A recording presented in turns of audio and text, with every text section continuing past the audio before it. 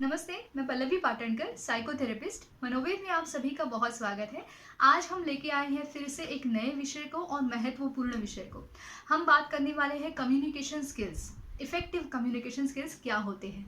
Communication skills सिर्फ इसलिए नहीं जानने हैं कि आपको लाइफ में बहुत कुछ बड़ा करना है, सक्सेस मिलना है या नाम कमाना है, बल्कि कम्युनिकेशन स्किल्स आपको सक्सेस और नाम कमाने के साथ साथ में अच्छे रिश्ते या अच्छा इंसान बनाने में मदद करते हैं।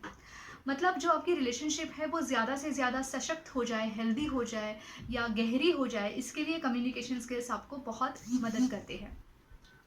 तो आइए देखते हैं कि कम्युनिकेशन स्किल्स सबसे पहले कौन से कारणों की वजह से हम नहीं अडेप्ट कर पाते हैं या अच्छा कम्युनिकेशन क्यों नहीं हो पाता है। और उसके बाद हम देखेंगे कि इफ़ेक्टिव कम्युनिकेशन स्किल्स क्या होते हैं और उसको कैसे सीखा जाए। तो वीडियो को पूरा अंत तक देखते रहिए। तो सबसे पहले हम बात करेंगे कि हेल्दी कम्युनिकेशन के बीच में जो रुकावटें होती हैं वो कौन सी होती है, कौन से कारण हैं साइकोलॉजिकल लेवल पे जिसकी वजह से आप एक हेल्दी कम्युनिकेशन करना तो चाहते हो लेकिन कर नहीं पा रहे हो। तो सबसे पहला कारण होता है आपका स्ट्रेस लेवल। मतलब आप अगर अपने ही प्रॉब्लम्स में बहुत ज़्यादा उलझे हो, बहुत ज़्यादा नेगेटिविटी है आपके दिमाग में, बहुत नेगेटिव सोच है या कुछ ऐसे सवाल है जिसके जवाब आपको अभी तक मिले नहीं है, या बहुत ज़्यादा चिड़चिड़ापन है, अंदर ही अंदर गुस्सा हो रहा है या घुटन सी हो रही है, या फिर बहुत ज़्यादा डर है, एंग्जाइटी है, सैडनेस की फीलिंग हो सकती है, फ्रस्ट्रेशन हो सकता है। तो ये सबसे बड़ा कारण है जिसकी वजह से आप सामने वाले व्यक्ति से प्रॉपरली कम्युनिकेट नहीं कर पाते हो, क्योंकि आप अपने ही स्ट्रेस में होते हो। आप अपने प्रॉब्लम से बाहर नहीं निकल निकल के आए हो, तो आप सामने वाले से कनेक्ट नहीं हो पाते हैं या फिर कम्युनिकेशन स्टाइल ठीक नहीं हो पाता है। दूसरा कारण ये होता है थकान। अगर एनर्जी लेवल बहुत कम है, किसी ना किसी कारण की वजह से आप थक रहे हैं बहुत ज़्यादा, या तो फिजिकल कुछ प्रॉब्लम्स है या फिर साइकोलॉजिकल प्रॉब्लम्स है, तो उसकी वजह से मतलब आपका डाइट, स्लीप, एक्सरसाइज, ये तीनों चीज़ें अगर प्रॉपर नहीं है तो मेंटल एनर्जी जो है वो काफ़ी कम हो जाती है, जिसकी वजह से अच्छा कम्युनिकेशन, हेल्दी कम्युनिकेशन इफेक्टिवली हो नहीं पाता है। तीसरा कारण ये है कि जब आपकी जो बॉडी लैंग्वेज है, बॉडी लैंग्वेज सबसे ज़्यादा ज़रूरी होती है कि किस तरीके से आप फेशियल एक्सप्रेशंस, आपके आवाज़ का टोन जो है, कौन से शब्दों पे आप कितना ज़ोर दे रहे हो, या सेंटेंस कंस्ट्रक्शन आपका कैसे हो रहा है, शब्द आपके कैसे हैं, उसके साथ साथ किस तरीके से आप बैठे हो या खड़े हो, या बाकी की जो नॉन वर्बल क्यूज़ होते हैं जैसे हेड नॉडिंग होता है या आई ब्लिंकिंग होता है, उसके साथ साथ आँखें जिस तरीके से आप देखते हो किसी भी चीज़ की तरफ या इंसान की तरफ, तो वो सारी चीज़ें बहुत ज़्यादा मैटर करती है। अगर वो कंसिस्टेंट नहीं है, मतलब जो आप बोल रहे हो उससे आपकी बॉडी लैंग्वेज अगर मिलती जुलती नहीं है, बोल कुछ और रहे हो और बॉडी लैंग्वेज कुछ और मैसेज दे रही है सामने वाले को, तो उसकी वजह से कम्युनिकेशन इफेक्टिव नहीं होता है। चौथा कारण ये है कि अगर आपका उद्देश्य नेक है, आप बोलना तो बहुत अच्छे उद्देश्य से चाहते हो, लेकिन वो कन्वे करने के लिए अगर आपकी बॉडी लैंग्वेज बहुत ज़्यादा लाउड हो रही है या बहुत नेगेटिव की तरफ जा रही है, जैसे बहुत ऊंची आवाज़ में बात करना या फेशियल एक्सप्रेशंस को बहुत ज़्यादा आंखें बड़ी करके बात करना, इस प्रकार से अगर एंगर एक्सप्रेशंस दिखा रहे हो और बोलना कुछ और चाह रहे हो, तो सामने वाले की तरफ वो मैसेज ठीक से कन्वे नहीं होता है, जो हेल्दी कम्युनिकेशन के बीच में सबसे बड़ी रुकावट बन जाता है। तो हमने देखे कि क्या क्या कारण है जिसकी वजह से हमारा कम्युनिकेशन हेल्दी नहीं हो पा रहा है। अब हेल्दी कम्युनिकेशन, इफेक्टिव कम्युनिकेशन क्या है, उसके लिए क्या करना चाहिए, इसके बारे में हम बात करेंगे। इफेक्टिव कम्युनिकेशन का पहला स्टेप है कि आपको सामने वाले के इमोशंस को समझना है। जो सामने वाला आपसे बात कर रहा है, उस बात के पीछे, उन शब्दों के पीछे जो भावनाएं हैं उसको समझ के लो।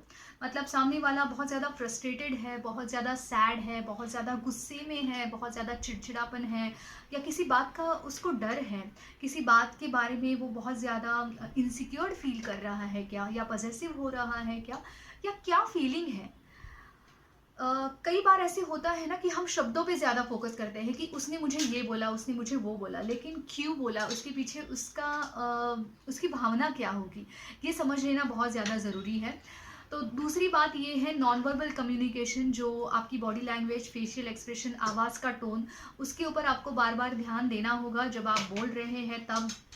तीसरी बात ये है कि असर्टिवनेस, आप किसी बात को ना बोलना चाहते हैं तो वो ना बोलने का भी एक कंस्ट्रक्टिव तरीका होता है।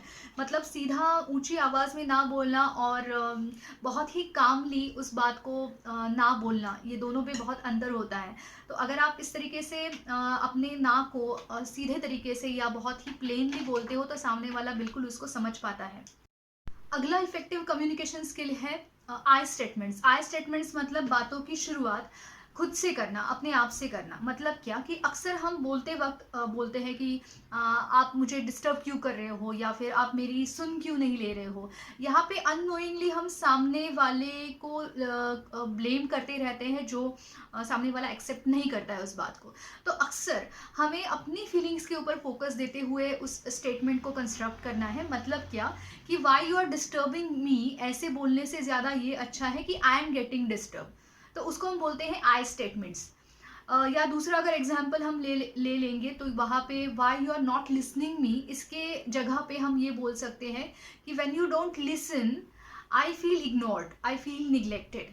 तो यहाँ पे मेरी जो फीलिंग्स है वो मैं यहाँ पे बताने की कोशिश करती हूँ, instead of just blaming other person. कि वहाँ पे ब्लेम करने से कम्युनिकेशन आगे नहीं जाता है, वहाँ पे कम्युनिकेशन में ब्लॉक आ जाता है। तो जो आपको बोलना है वो आप अपनी फीलिंग्स को बोलते हुए आई स्टेटमेंट को ज़्यादा से ज़्यादा कंस्ट्रक्ट करने की कोशिश करो, ताकि आपका कम्युनिकेशन इफेक्टिव हो जाएगा। इसके अलावा कौन सी ज़रूरी बातें हैं, सामने वाले को लेबल करना। अक्सर हम सामने ये बोलते हैं ना कि कोई व्यक्ति आलसी है, या कोई व्यक्ति बहुत ज़्यादा गुस्से वाला है, या कोई भी मतलब कुछ भी लेबल होता है। तो बिहेवियर से ज़्यादा व्यक्ति के ऊपर लेबल होता है, जिसकी वजह से कम्युनिकेशन में बहुत ज़्यादा प्रॉब्लम्स आ जाती है और रिलेशनशिप में प्रॉब्लम्स आ जाती है। तो कोशिश ये करनी है कि हमें व्यक्ति के बिहेवियर के ऊपर फोकस करना है, क्योंकि वो बिहेवियर जो है वो व्यक्ति की पूरी पर्सनैलिटी का एक छोटा सा हिस्सा है। वो बिहेवियर मतलब पूरी व्यक्ति नहीं है।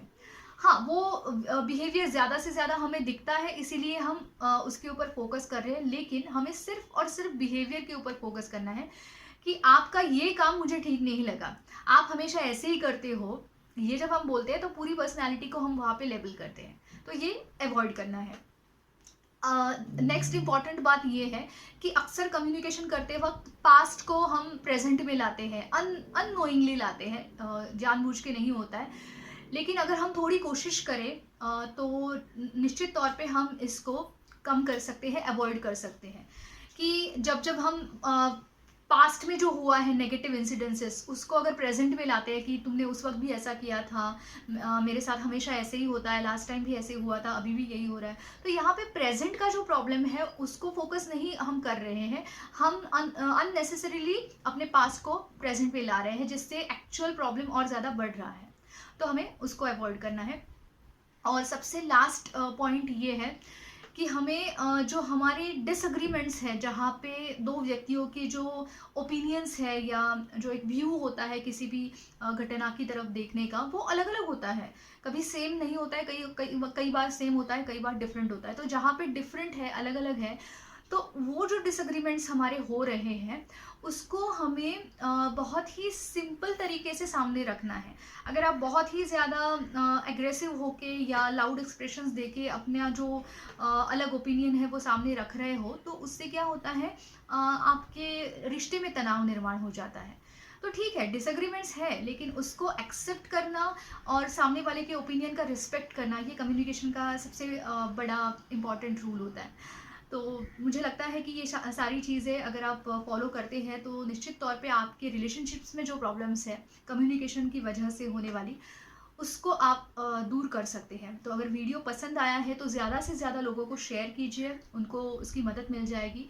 वीडियो को लाइक कीजिए और चैनल को सब्सक्राइब कीजिए, ताकि अलग अलग विषय आपके यहाँ पे पहुँच जाएंगे। धन्यवाद।